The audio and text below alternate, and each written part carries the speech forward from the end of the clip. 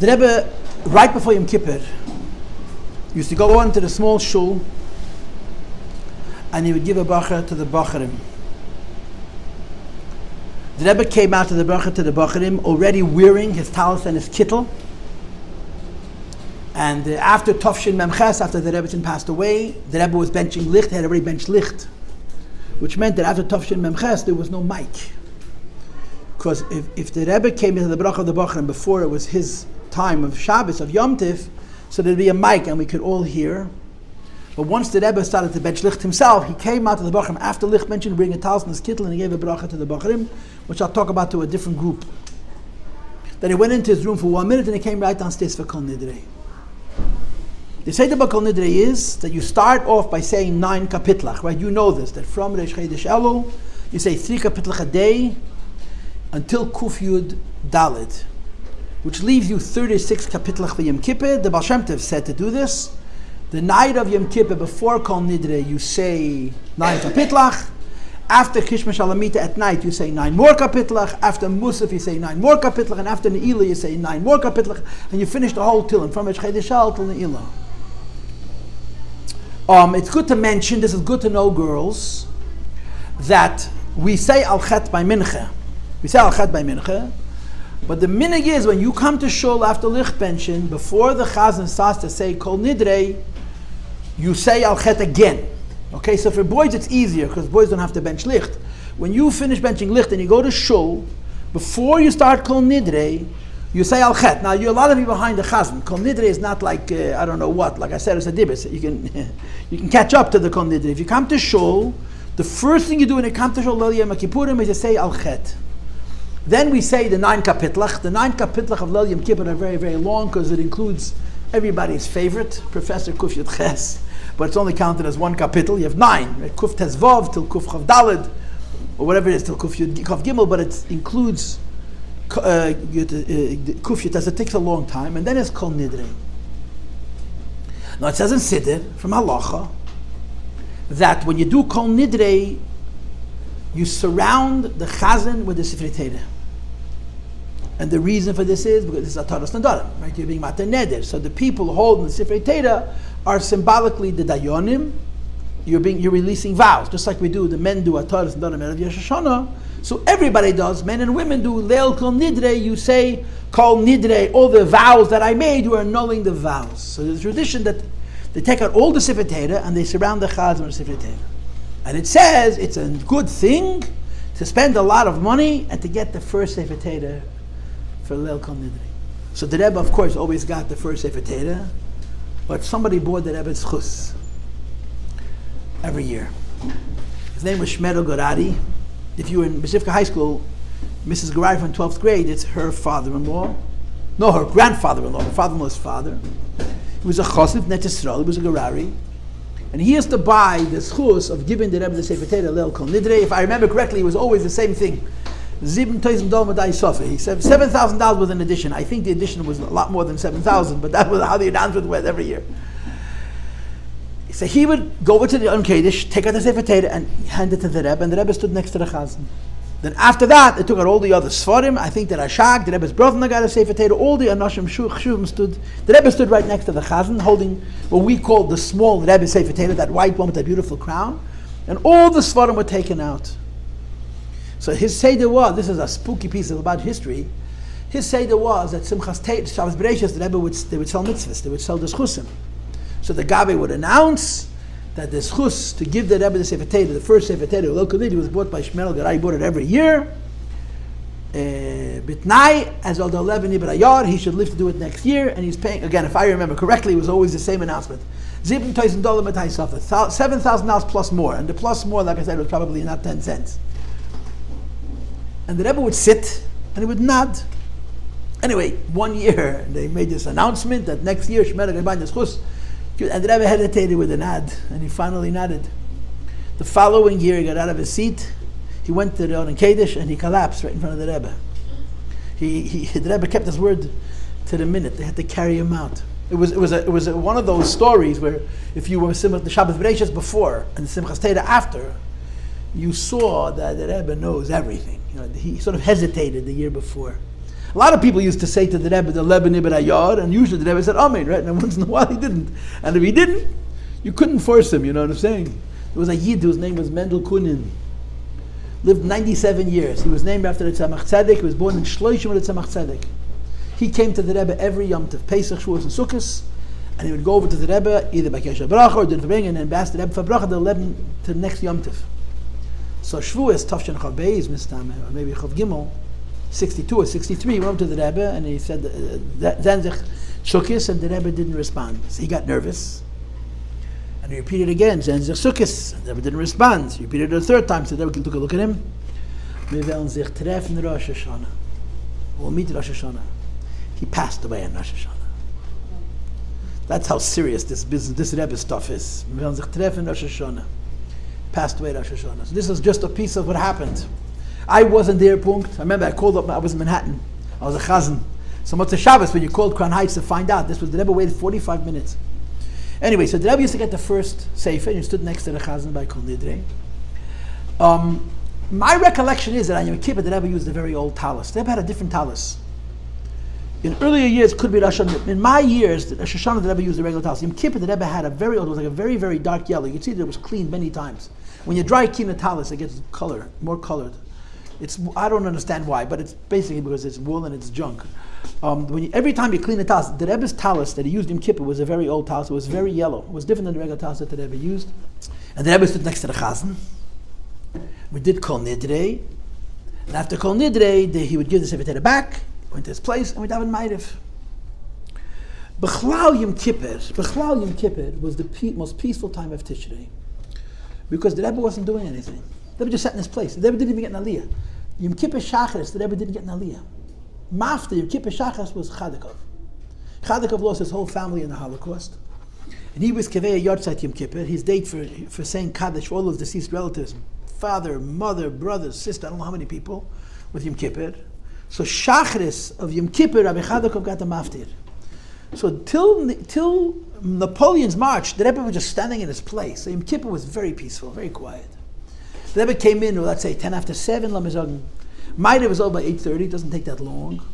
And of course you say twice Al-Chet, once in Shmoneh Esrei, and then after Shmoneh Esrei the Chazan sings a bunch of piyutim, and finishes with Al-Chet.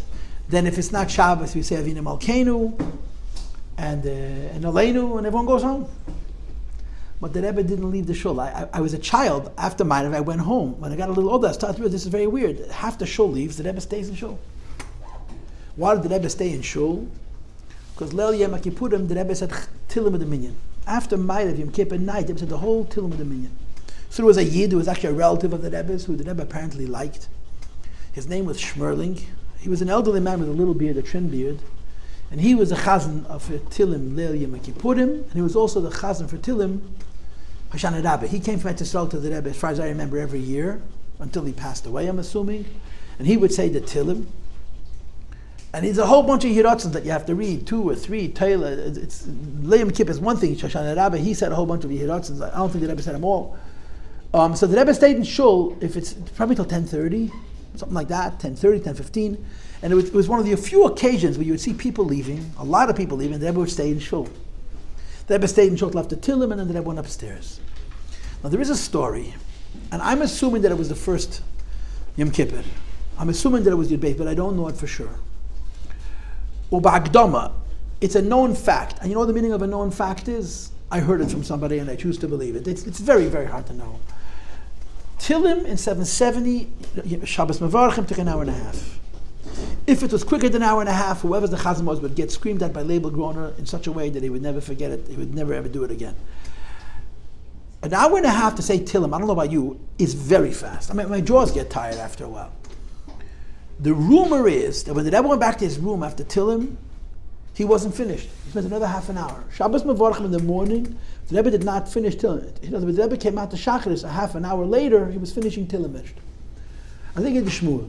There's also rumors that when the Rebbe wanted, he could knock off Tehillim in an hour. The Rebbe had different, if you wanted, there was supersonic, and then there was normal, and then there was slow.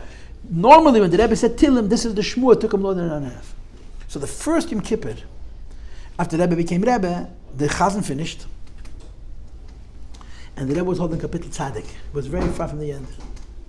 So the Rebbe turned around and asked somebody else to go to the Yomid. So the Rebbe went to say Vayta Tehillim.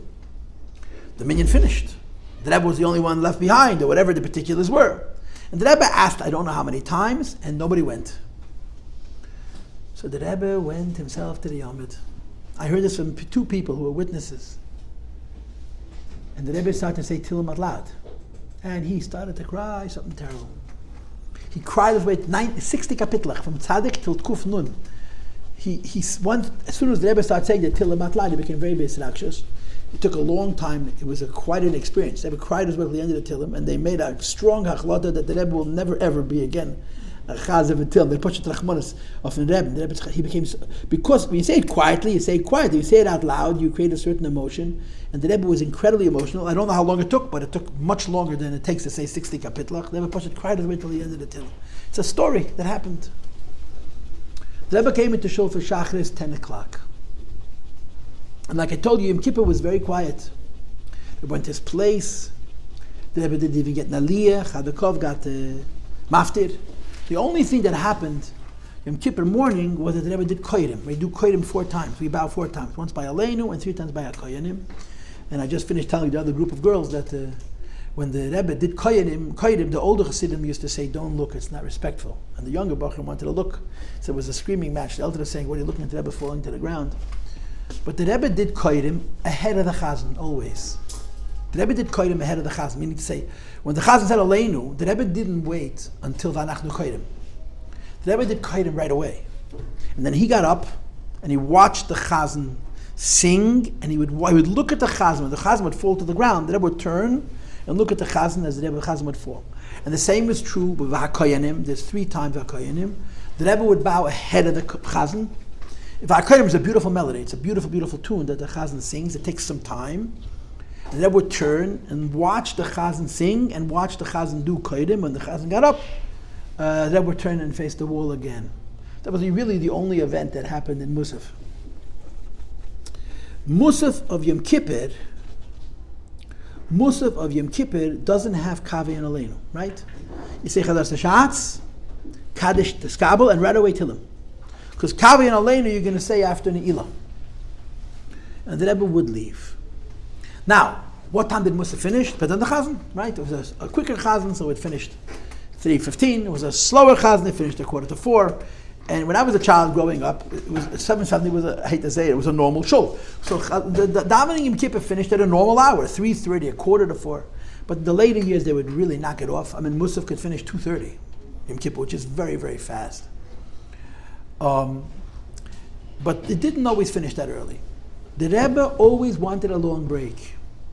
And I remember more than once where they would announce Mincha starting 4:30. You see, because the rule was that the Rebbe did not make us fast an extra minute. The Rebbe did not make us fast an extra minute of Yom Kippur, not an extra minute. So this year, for example, is a very late Yom Kippur, because last year was a leap year, right?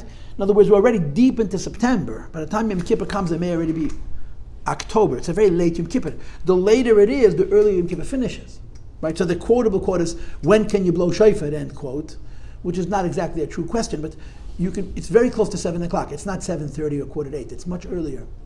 And if Yom Kippur ends earlier, the Rebbe ended quicker. And the Chazon and Pocha did not have time to daven. And there was no monkey business by the Rebbe. Yom Kippur finished on time. The Rebbe never made us wait 1 minute extra. Mamish. So I remember they would announce Mincha earlier, 4:30, 4:45, and Label Gorner would pounce, and all of a sudden, 5:15. The Rebbe wanted a long break. It didn't matter that there would be less time for Mincha and Neilah.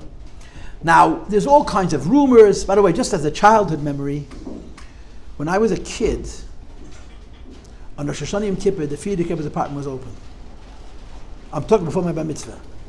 But you know what means the apartment was open? Every room in the house. I and my brother and I, walked up to the Rebbe's apartment and just wandered around. No one gave us a tour. There were people all over the place. We went into the Rebbe's bedroom. The doors were not locked. We went into Rebbe's office. The Shofar was full of Sfarim. There was no locks. The Sfarim was sitting on the table. When I was a child, Rosh Hashanah Yom Kippur, one of the things that the kids would do, you went upstairs And the Rebbe's Dira, the Friedrich was open. I walked into the Rebbe's Yechidus, and I didn't even have Seichel. And of course, later on, especially after Pashas Asfarim, everything was locked with 1,000 locks. You couldn't go any place. But as a child, B'chlal, it's good to know. You should know that for most of the years of the Rebbe's Nasiya, 770 was not locked. It was open. The only room in 770 that had a lock permanently closed was the Rebbe's own room. The secretary's office didn't have a lock. The door outside the Rebbe's room, the Nintach, was not locked. We used to play there. And in Rosh Hashanah Kippur, we'd go upstairs and we would walk around the Friedrich Rebbe's Dira. We didn't have enough Seichel. You could walk to the Friedrich Rebbe's room. And nobody was standing there, don't touch. We just walked around. We understood ourselves not to touch, I guess, because we didn't touch. And the Rebbe came into Mincha, 5 o'clock, 5:15. When the Rebbe came to Mincha, he was holding his hat in his hand, because Yom Kippur, you wear a talis by night. The Rebbe holds that wearing a talis at night is a sakona. It says in Kabbalah, I'm wearing a talis is a sakona. Mincha to put on a talis is okay, Maida we shouldn't put it to sakona. Yom Kippur by night, you wear a talis. By night. Because that night is like day. Motzei Yom Kippur, by Neilah you wear the talis, but by Ma'ariv, the Rebbe took his talis off his head and he put it on his hat. So the Rebbe came into the shul to Mincha holding his talis. Mincha of Yom Kippur doesn't start with Ashrei, because Ashrei you're going to say in Neilah. Mincha of Yom Kippur starts with Vayibin Seya, right away, Vayibin Seya. And of course the Rebbe always got Shlishi and Maftir Yoina, which is a very long Maftir. And I heard the Rebbe say Maftir Yoina more than once. It was quiet. I had a pretty good spot. I heard the Rebbe say Maftir Yoina. And the famous the Psukim, Lekim Barachas. The Rebbe would say, I'm running away from God. I'm running away from God. Someone made a song now, Ivri Anoichi. That's from Maftir Yoina. Someone made a song out of it. And I could hear the Rebbe singing. You can hear the Rebbe, in your memory, you can hear the Rebbe singing those words. But the expression that I'm running away from God. He's running away from the Eibishter. Anyway, the Rebbe said the Maftir Yoina. The feature of Maftir Yoina, which I want to share, was like this. The Rebbe is wearing a kapota, and on top of the kapota he's wearing a kittel, and on top of the kittel is a talis, and on top of the kittel is also a gadol. If you paid close attention. And again, in earlier years things were different. I read in the Shivas the Rebbe had a kerchief around his neck. I don't remember that. But when the Rebbe said Maftir Yoina, right before the Maftir, they would look down, and you could see that from the kittel was sticking out a drop, the red kerchief, the same kerchief that the Rebbe used by Tkiyas, that red kerchief, there was the black one with the feathers, with the flowers, the Rebbe had it in his pocket. And right before we started to say the brachas of the Haftarah, not of the Maftir, the Haftarah, they would look down and just pull it out a tad, a drop. And if you were Mesim Lev, you would see the Rebbe do this every year. The Rebbe would look down. When the Rebbe said the Maftir Yoina, he carried with him that same red kerchief that he had used by Tkiyas Rosh Hashanah. The Rebbe went back to his place, another Mincha. Mincha is very long. Mincha of Kippur is very long. It's probably almost as long as Musaf. Shmoneh is not that long. The long Shmoneh is a Rosh Hashanah. Kippur Shmoneh is not long.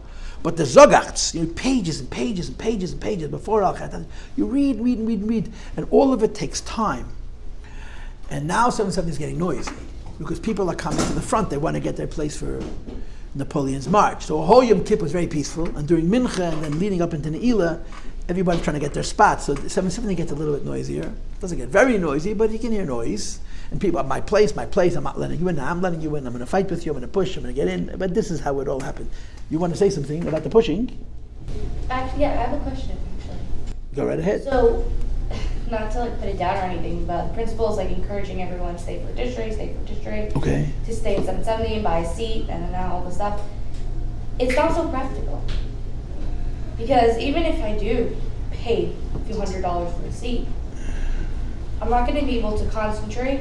I'm not going to be able to even maybe get the seat. So what is all this encouragement about staying? What? If you're going to buy a seat, you'll be able to get your seat. No. The answer to your question, young lady, is this. I would want to stay, but it might not make any sense. It's very hard. You can't do it and hate it. That's the truth of the matter. You cannot stay in 770 and hate being in 770. The only way to stay in 770 is to say, I'm here because the Rebbe is here, and I'm going to go with the flow. When people push and you stop them, you get smashed. If people push and you just go, it's fine. If you're able to do that, it's the Rebbe's Al Ramas. The Rebbe is in 770. There's no doubt. and it's a very holy place, and to be Rosh Hashanah Yom Kippur, the Rebbe in Shul is a big schus. But I understand you. I understand you very well.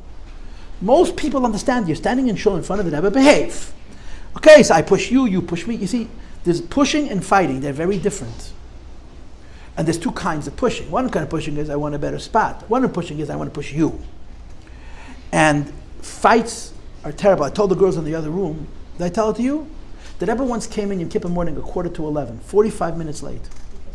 Because the Rebbe heard that a woman hit another woman and put her in the hospital.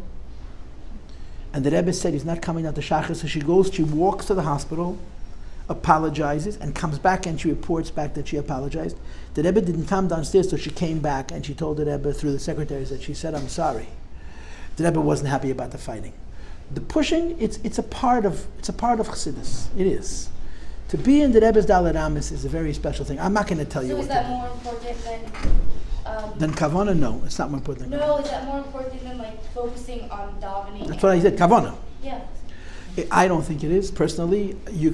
Whoever your mashpia is, you should ask them that question. I don't want to get your wires crossed. You don't need information from 5 people because then you're not going to know what to do. If you daven in 770, you have to be able to accept that it's going to be physically uncomfortable and just be loose. You don't have to hear, you don't have to see, you have to just be there. And then it could work. It really could work. But if you can't do that, if the pushing and the lack of fairness bothers you, then you're going to have a miserable time. It's a personality thing also. But it's a very, very big schos. It's a very, very big schos to be in 770. If you can do it. If you can do it. Okay, I'm sorry, but this is not the time for this Fabrengen. No, I didn't. Okay, it's okay, it's cool. No, it's good that you asked. So it starts getting a little bit noisier and pushy. So Mincha takes forever. Mincha finishes what time? 6:30, 6:45. So the guy who davens Mincha always davens very fast, but you have so many pages to read that it just took. Mincha takes an hour and a half. If you start 5 o'clock and finishes 6:30, and there's no way to cut that short because that's not singing. That's just reading page after page after page. Neilah happens to be the shortest tefillah of Yom Kippur. You don't even say Achei Temimim, you just say Hashamdu. The Chazan for Neilah wants to sing, but he's bound by the clock. Whenever the clock says Shofar, Shofar. If he has 45 minutes, it's 45 minutes. He has an hour, it's an hour. If it's a half an hour, it's half an hour. And the Chazan's got to get to the right page, to the page with the Shema Yisrael and the Baruch Shem when the clock strikes this number. And he knew, the Chazan knew. The Rebbe always had by him a clock, a watch. By Fabrengen, the Rebbe had a watch. By David, the Rebbe had a watch. By Fabrengen, you would see the Rebbe pick up the watch and look at it. The Rebbe was the Rebbe B'chlal managed the shul. It didn't look that way, but the Rebbe was managing the shul. Yom Kippur, the Rebbe also managed the shul by looking at the watch. He could speed up the davening, he could slow the davening down, and the Rebbe, as far as I know, always made us get to Yom Kippur and Napoleon's march as early as you could. Precisely, the Rebbe didn't want to make us to fast an extra minute. I remember one year, I don't know what it was, but I remember the year was very exciting. The Chazan went too fast. And it was early. So we got to Keno Mecha of Neilah. So hey, yeah, na, na, na, right? And then I was doing this again and again and again. Yeah, na, na, na. Now, technically, the Rebbe was trying to get us to the end of the fast. So he sang it again and again and again. But it was very exciting. The Chazan Poshet went too quickly. So the Rebbe was singing with us again. Nachamal, Nachamal, Nachamal, Nachamal. It took a long time. And then Avinu Malkeinu. Avinu Malkeinu, you say in Yom Kippur 5 times. But when Yom Kippur is Shabbos, you only say Avinu Malkeinu by Neilah. And of course, our custom is we only say Chasoyim and Chosmeinu by Neilah. The whole world says Chosmeinu the whole Yom Kippur. We say Kosveinu and Uchasev L'chaim Tevin, but by Neilah we say Chosmeinu, right? You know that, right? Yes. So in the Avinu Malkeinu also you say Chosmeinu. Instead of Kosveinu, we say L'chaim Tevin, Chosmeinu. So that same year when the Chazan was ahead of the schedule, Avinu Malkeinu, the Nachamal, but the Rebbe got us to Shema Yisrael, Baruch Shem, Hashem Elokim on time, always. Always. There was a rule by the Rebbe, always. There's a story with the Frierdiker Rebbe that in Tafshin Yud, the year that he passed away, the Frierdiker Rebbe came into Mincha very late. And very late probably doesn't mean 5:15, probably means 6:15. Impossibly late. And the Frierdiker Rebbe also, all the Rabbeim, there's a Lashon in Hayem Yom. Yom Kippur kommt euch zu fasten 26 Stunden. Yom Kippur, it works out that you fast 26 hours. The Baal Shem Tov, you have stories about keeping Yom Kippur till midnight. He give a tzaddik like the Baal Shem Tov 5 more minutes. Yom Kippur, he can battle 5 more gzeres. The Chabad Rabbeim, as a rule, it was an Inyan Pnimi, I'm sure also, there was not a minute more Yom Kippur. They used the 26 Yom Kippurs fully. Yom Kippur ended on time. But that year, Tafshin Yud, the Rebbe came in so late, it was not possible. It was physically not possible. So Yom Kippur went late. People were talking, why the Rebbe came late. It was a whole big deal. The Rebbe passed away that year, so I guess people understood that something special was going on. But the Seder of Rebbe was that after the fast, there was a Tish, there was a Su'udah, and the people were invited to the Tish, and the Rebbe would speak. So that year, Matzim Kippur, Tafshin Yud, when the Rebbe came in very late to Mincha, and the fast was literally delayed, which was not characteristic of the Rabbeim, the Frierdiker Rebbe spoke on the Maimon Chazal.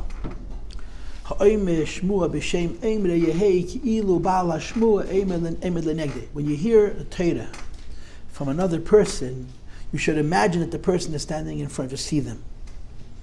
So the Seder was that the Frierdiker Rebbe said this in the Fabrengen upstairs, but they didn't let people in because of the Rebbe's health. After the Suda was over, our Rebbe, who was called the Ramash, came downstairs, and the Bachrim were waiting, and the Younger Light waiting, and they would chazer, they would review the Siches, what the Frierdiker Rebbe said about the table, which wasn't very much. The Frierdiker Rebbe spoke very short. And they repeated this vart. The Rebbe didn't chazer. The Rebbe used to stand, and Mentlik used to chazer. Shmuel Zalman, of other people did chazer about Frierdiker Rebbe. The Rebbe would stand, and he would make corrections. And they chazer this vart that the Frierdiker Rebbe said in the Suda, Matzim Kippur, Matzashin Yudar, Eimesh, Shmuel, B'Shem, Eimrei. The Frierdiker Rebbe used to say this often. The Rebbe didn't say it, as far as I remember. Hey, Ilu Bala Shmuel, Eimed Lenegdei. So the Rebbe said, our Rebbe said, the Ramash, as he was called then, said, this perhaps was the Rebbe the Shved explaining why he came late to Mincha. That he had visitors. The Rebbe, our Rebbe, explained that the reason the Frierdiker Rebbe spoke this Maimon Chazal, Matzim Kippur, because the Frierdiker Rebbe was telling everybody, I had guests that I could see, and I couldn't tell them, excuse me, the minion is waiting. I had to hang out with them as long as they hung out with me. The Rebbeim from the earlier generations, you understand? And the Rebbe explained this. But Azoi, Yom Kippur ended on time. One more personal recollection. I thought this was Lamed Zayin. I think they said it was Lamed Vav. I think it was 75 to 76, but I'm not sure. Bottom line is this. There's a lot of details to the story, but this is my recollection. The Rebbe was davening Neilah, and suddenly the Rebbe indicates that he wants the children standing next to him. All the kids. What I remember was that there really were not that many kids. Not that many kids. And we fit on the Rebbe's bimah, no problem. So we got the push. We loved the Bachim got the push. We couldn't push because we weren't big enough, but we thought it was so cool to push. When you grow up, you find out the pushing isn't that much fun. But when you're a little kid, everything is fun. So we were next to the Rebbe. I was as close to the Rebbe as I am to you. Maybe closer. Maybe the back of that chair. I was very close to the Rebbe. I was 2 or 3 people away. The Rebbe didn't acknowledge us, didn't turn around and say hello and, a baychik, the Rebbe did his thing. But all the children were standing around the Rebbe. And at the end of Chazar Sashatz,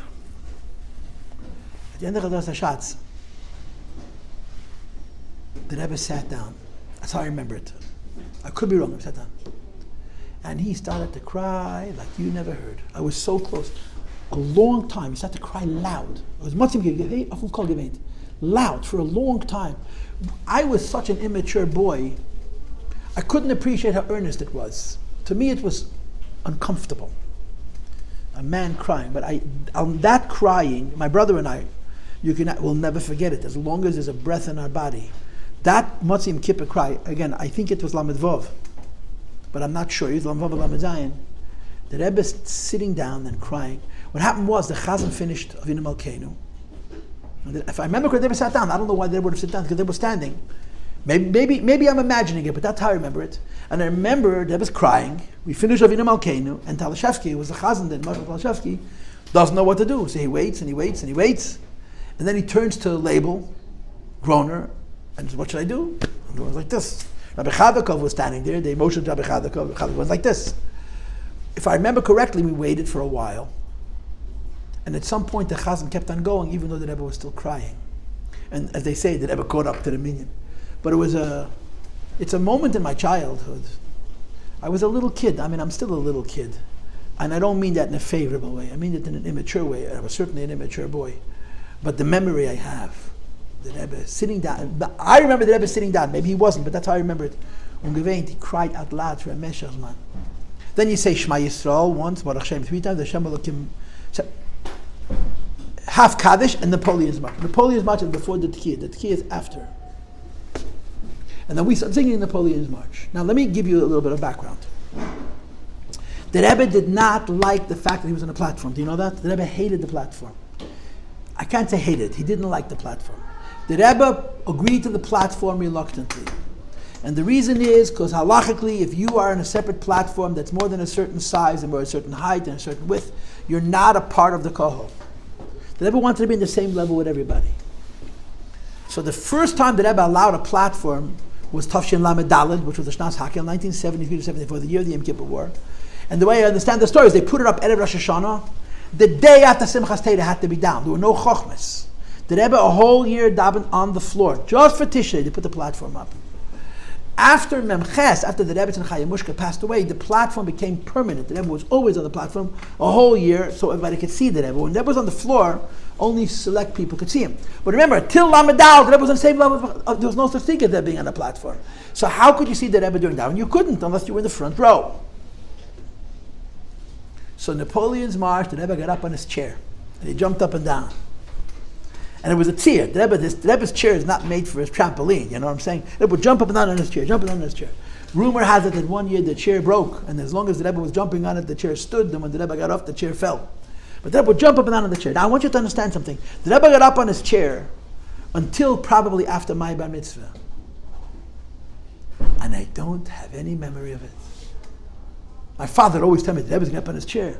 But I don't remember it. In other words, I know what happened. I'm sure my brother remembers it too. My brother's a year younger than I am. But for some reason, I do not have in my image the Rebbe standing on his chair. But for most of the years, the Rebbe, about 30 years, the end of Musaf, when we start seeing Napoleon's March, the Rebbe got up on a chair. Then at some point, I don't know what year, Mem Beis, Mem Gimel, Dal, the Bocharim made for the Rebbe a platform. It like 4 or 5 steps, and they were rather steep, and they would put it against the wall, underneath the Kingston Weibishol. This platform was so high that when the Rebbe was on the step of that platform, the women, forgive me for saying it, could literally reach out and touch the Rebbe's head. The Rebbe was as high as the Kingston Weibishol, which is very high. The Kingston Weibishol is higher than the Eastern Park Weibishol. The windows are higher. So they made this taller. It was easier for the Rebbe. Jumping on the chair is to keep his balance, and this platform was a little easier. But until then, the Rebbe would push it, jump up and down on his chair. Then they made this little platform. The Rebbe used to climb up, and he would stand, and pretty much everybody could see because the Rebbe was very high. Now, the way this would all happen was as follows. We would start singing Napoleon's March, and the Rebbe is facing the wall. And we're singing. At some point, the Rebbe would very gingerly, first very slowly bang on the table, on the stender with one hand, then with both hands. And then the bang would become vigorous, like stronger. And then at some point, the Rebbe would turn around, and his talus is completely covering his face. You couldn't see the Rebbe's face. And he would go to where his chair was, or then later on, he would go to where his platform is, climb up, and clap. Sometimes the Rebbe would clap, sometimes the Rebbe would do this, sometimes the Rebbe would clap, do this, and the Rebbe's face is covered with a talus. And we're singing. As the singing went on, and Napoleon's March lasted between 5 and 10 minutes. It didn't go on for 25 minutes. It was controlled. It was very powerful, but it was a cheshbon. This talus would slowly slide up, until you could see the whole face of the Rebbe. It looked like it was happening by a mistake, but it wasn't a mistake at all. It was clear that the Rebbe would do this slowly, saw his face. And the Rebbe was clapping, and every once in a while the talus was flying. The Rebbe was fixing the talus, just like we fixed it by Tkiyas, and clapping. Either he's clapping like this, or he's swinging his hands, and the Rebbe's face, when you saw the Rebbe's face, the Rebbe looked the same way he looked by Tkiyas. I don't know if I told you. Again, I understand people. I'm not telling you what happened. I'm telling you what I experienced. That's all this is. This is my version. And I look in the Yumanim, and people say the Rebbe's tomato red. The Rebbe was not tomato red. The Rebbe was pale. I've seen the Rebbe tomato red, and by Tkiyas and by Napoleon's March, that I remember the Rebbe was not red. He was pale with a little color, but he felt so far away. The feeling of Napoleon's March of the Rebbe is a million miles away, very far away. And the Rebbe would clap, and as soon as the Rebbe got off the stage or the chair, the Chazan, we would say right, the Tehillim Recitation, the blow Shofar, and then we would say the Shana Boah. Levi Tenenbaum told me that his father, Mendel Tenenbaum, was old. And he said to his son, I'm not going to have koyach to blow shofar, stand next to me, and by the end of Rosh Yom Kippur, when the Rebbe finishes the Napoleon's march, you'll blow the shofar. So Levi Tenem said to his father, I can't blow a shofar in front of the Rebbe. So his father says to him, I can't blow. What happened was the Rebbe finished Napoleon's march, but didn't go down. He stood there, and he looked at Rabbi Tenenbaum, and Levi said, you're blowing. I'm not blowing in front of the Rebbe. So Rabbi Tenenbaum blew the shofar, and then the Rebbe went down, and then you would say, L'shana Ba B'Yerushalayim, and then finish Kaddish. I just want to share something with you.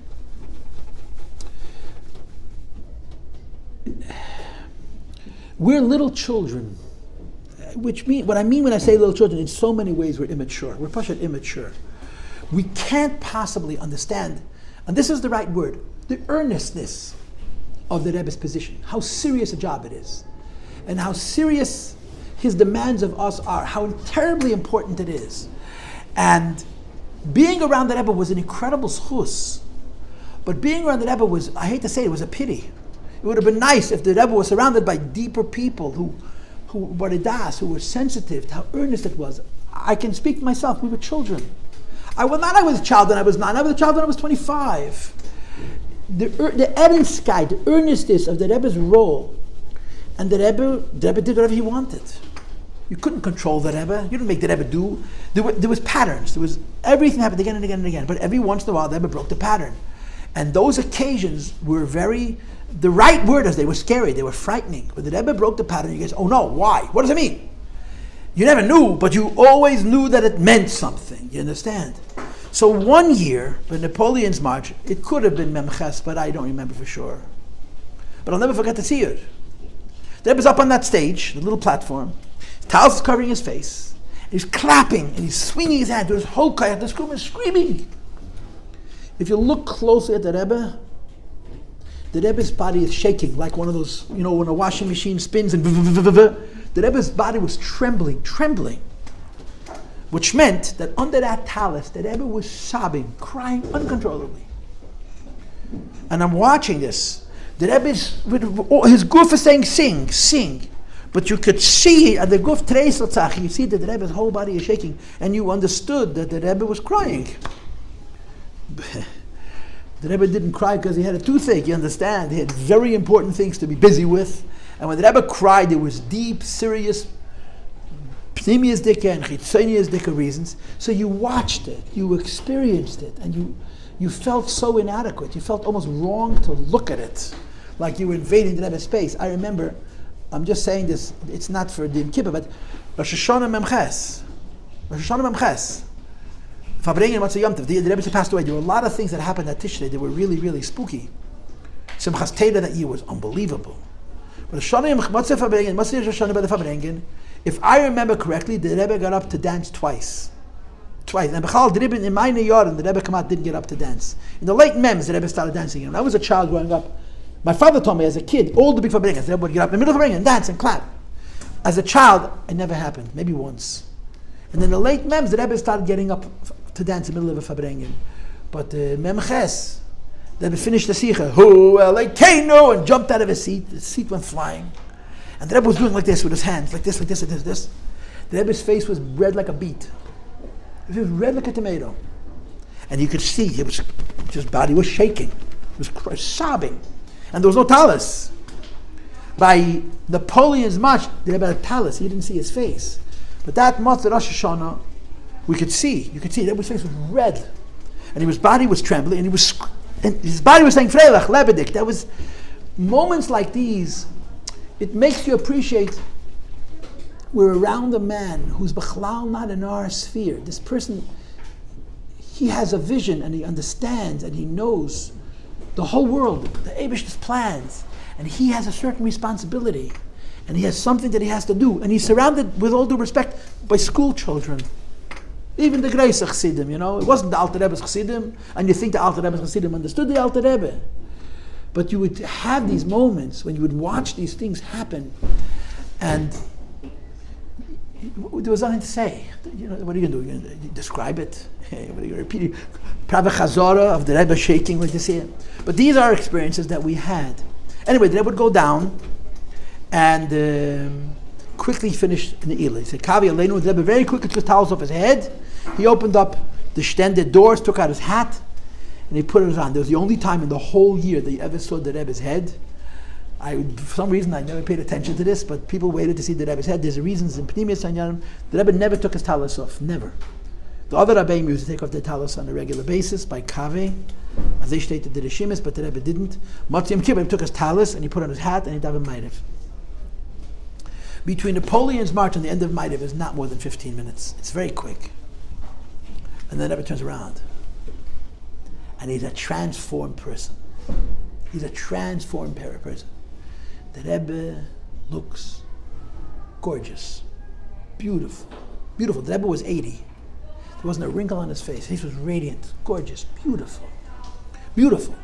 The way the Rebbe looked, Matzah Simchas Torah girls, that's how the Rebbe looked. Matzah Yom Kippur is how the Rebbe looked Simchas Torah. Pictures never carried, but if you'll watch pictures or films of the Rebbe walking out of the shul Matzah Simchas Torah, and even by Berachas Kiddush Lavona, the Rebbe is pasha beautiful. He's radiant. His face is shining. The way he looked by Napoleon's march, which was 10 minutes before, literally, and how he looked after Ma'ariv, you don't know how a person changes like that. He was a different man. He just looked gorgeous and so happy. I always tell the girls that Yom Kippur, Rosh Hashanah, you always felt like you're far away from the Rebbe. Simchas Torah, didn't matter how many people you were in shul, you felt like you were standing near him. It looked beautiful, and I like to tell this to the girls. This is seminary base. I probably told this to you last year. There's a film of the Rebbe sitting in shul and talking to B'yamin Gorodetsky. The Rebbe used to have Yechidus Klolis, where the Rebbe would come into the shul and people would walk in, a big group, and the Rebbe would talk to them and then they would walk out. So when the Rebbe did Yechidus Klolis, the last person to leave was the Rebbe. The shul would empty out and the Rebbe would leave. The Rebbe had a man whose name was Rebbe Yamin Gorodetsky, after Rabbi Chadakov. He was probably the closest man to the Rebbe, and he traveled for the Rebbe all over the world. Each time he traveled, he would have a yechidus before he came and before he left, after he returned, for hours. He would go into the Rebbe's room and talk. The Rebbe told Yamin Gorodetsky that he wants to see him in shul. So for half an hour, there's a film. The Rebbe is sitting in an empty 770. There's nobody in the room, sitting in his chair. And Rabbi Yamin Gorodetsky is standing, and the Rebbe is talking. The Rebbe is playing with his mustache. He's playing with his mustache. He's speaking with his hands. It's like two people schmoozing. Rabbi Yamin is not sitting, he's standing. The Rebbe looks so, you can Google, you go to YouTube, you can get a few minutes of it. There's a whole half an hour, which I once saw, but you can't find it. But a few minutes, the Rebbe looks so beautiful. The Rebbe just looks so gorgeous. The way the Rebbe looks in that little piece of film, I would advise you, one of the girls last year found it and she gave it out. That's how the Rebbe looked beautiful. And they would announce, they make an announcement, they make Havdalah, they make an announcement. The last couple of years, the Rebbe used to say that you have to talk about building the Sukkah Matzah Yom Kippur, or even build the Sukkah Matzah Yom Kippur. Then the Rebbe would step forward, and he would say loud, Good Yom Tiv, 3 times with his hand, Good Yom Tiv, Good Yom Tiv, Good Yom V'samachta, and they would run out of shul, like walk on water. And this was the way the Rebbe looked. It wasn't just what the Rebbe did. The way the Rebbe looked physically, it created Sukkah. Sukkah started right then. It was just so incredible. The letzte par Jahr, the Rebbe always sang V'samachta. But the last couple of years, the Rebbe would sing his father's Zakafas Niggin. Ay, ay, ay, ay, ay, ay.